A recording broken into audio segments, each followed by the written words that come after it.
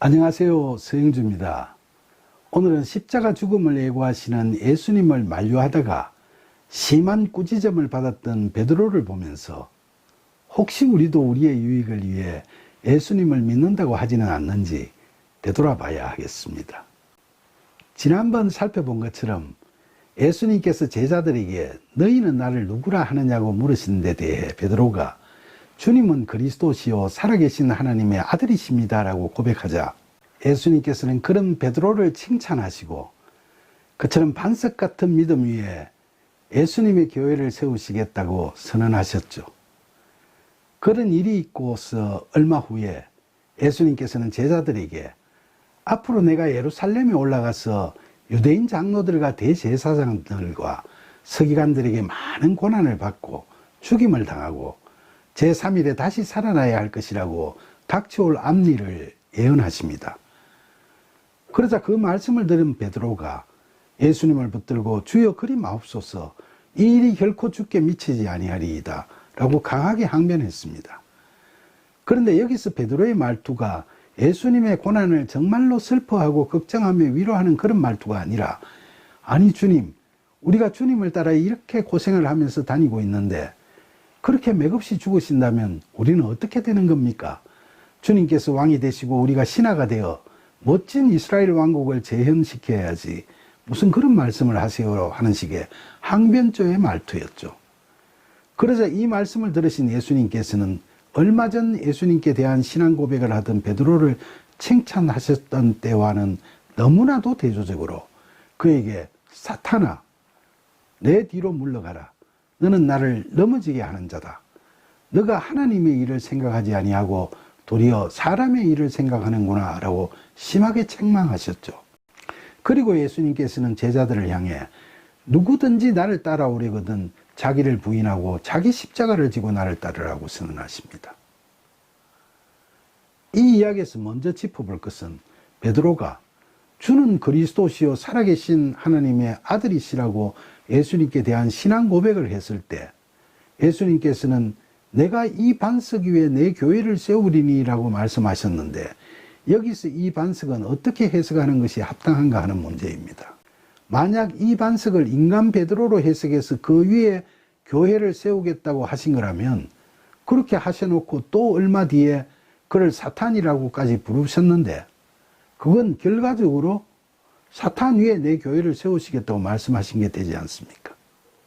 그건 말이 안 되는 이야기고 결국 이 반석 위에 내 교회를 세우시겠다고 하신 말씀은 베드로의 믿음처럼 반석 같은 믿음 위에 예수님께서 함께 하시는 교회를 세우시겠다는 말씀이라고 생각합니다.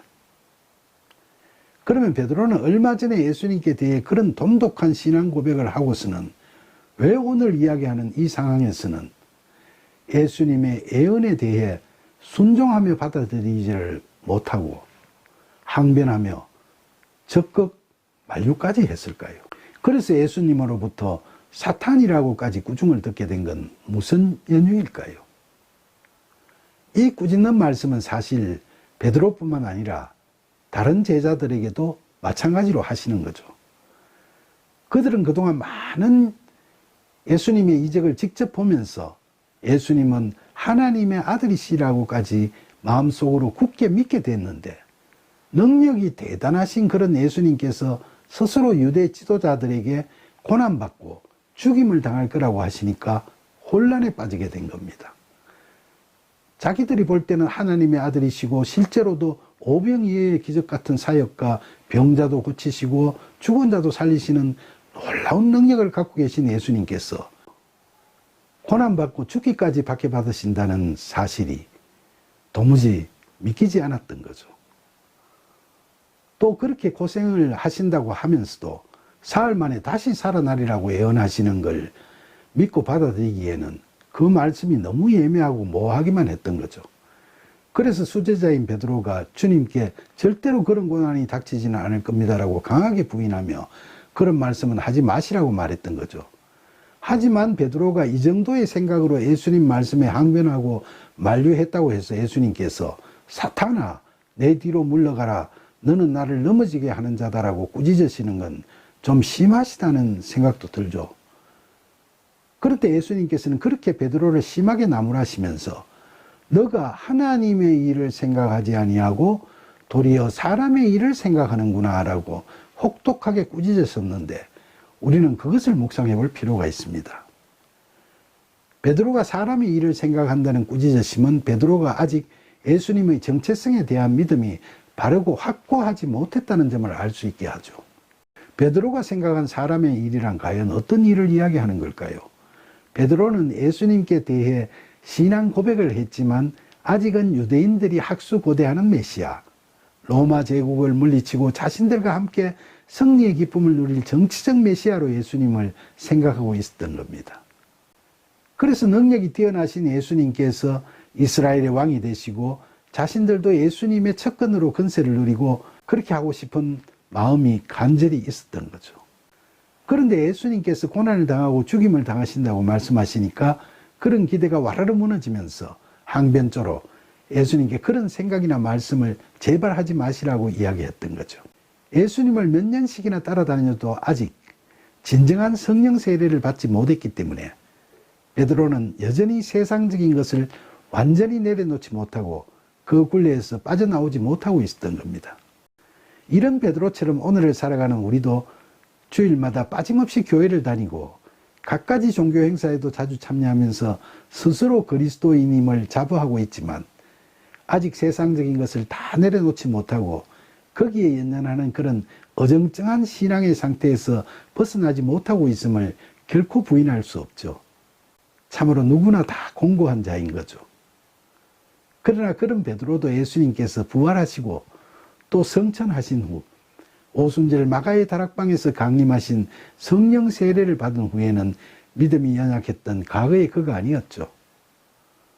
그 후 그는 성전 앞 안전뱅이도 치유하고 중풍병자 애니아도 낫게 하였으며 죽은 다비다도 일어나게 하는 숱한 이적을 행할 수 있게 됐죠. 그리고 수차례 투옥되었으나 주의 사자나 천사들의 도움으로 감옥에서 빠져나오는 기적을 경험하기도 했으며 한갓 어부에 불과하던 그가 유대 지도자들 앞에서 담대히 예수님을 전가하였고 예루살렘에서 이방인 전도를 강조하면서 사마리아에서 복음을 전파하기도 했죠. 그는 또한 베드로 전서와 후서를 기록함으로써 복음을 후세까지 전하게 되었고 마침내 종국에는 로마에서 순교했죠. 이처럼 베드로의 믿음은 성령 세례를 받은 후 확연하게 달라졌던 거죠.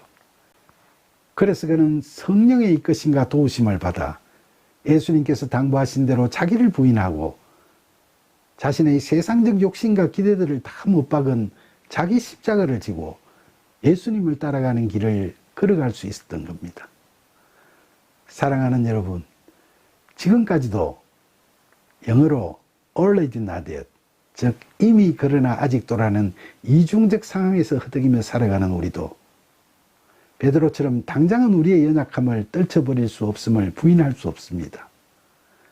우리는 예수님을 믿는다고 자부하면서도 실제의 삶은 예수님의 말씀에 따르기보다는 세상을 사랑하고 세속적 유익에 대한 관심을 끊지 못하고 있죠. 그래서 각박한 경쟁의 삶 속에서 남보다 더 높은 자리에 올라가고 싶고 남보다 더 많은 돈을 갖고 싶은 욕심으로 허겁지겁 살아가고 있는 거죠. 이처럼 세상적인 삶의 현장에서 각축하고 부대끼며 살다 보면 모든 삶을 편하고 부유하게 안락하고 풍요롭게 살아갈 수 있도록 도와주시는 예수님을 고대하게 되고 그런 우상 같은 예수님을 바라보면서 세상적인 형통함을 구하는 기복적인 기도에 열중하게 됩니다. 그러나 우리가 이처럼 마땅히 기도할 바를 알지 못하고 이리저리 헤매고 방황할 때 성령께서는 말할 수 없는 탄식으로 우리를 위하여 친히 간구하십니다. 그런 성령의 보살피심을 우리가 감지하고 그 빛을 향해 속히 돌았으면 그처럼 진심으로 회개하는 우리를 주님께서는 결코 외면하지 않으시고 반겨 맞아주시고 도와주실 겁니다. 더 이상 재물이나 명예에 허망하게 매달리지 않겠노라고 다짐하면서 오직 기도와 묵상을 통해 하나님을 애타게 찾으며 하나님께서 기뻐하시는 삶을 살아갈 수 있도록 하나님의 은혜를 간절히 구할 때 성령께서는 그런 우리에게 임하셔서 탐욕과 허영에서 우리를 자유롭게 하시며 모든 지각에 뛰어난 하나님의 평강이 그리스도 예수 안에서 우리의 마음과 생각을 지켜주실 겁니다. 그리고 우리로 하여금 하나님께 칭찬받는 자로 늘 감사함과 즐거움이 가득한 인생을 살아갈 수 있도록 반드시 이끄시고 도우실 겁니다.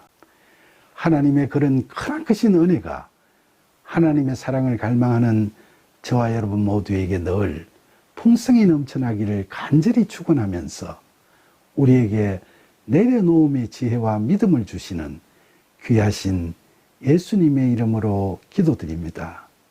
아멘.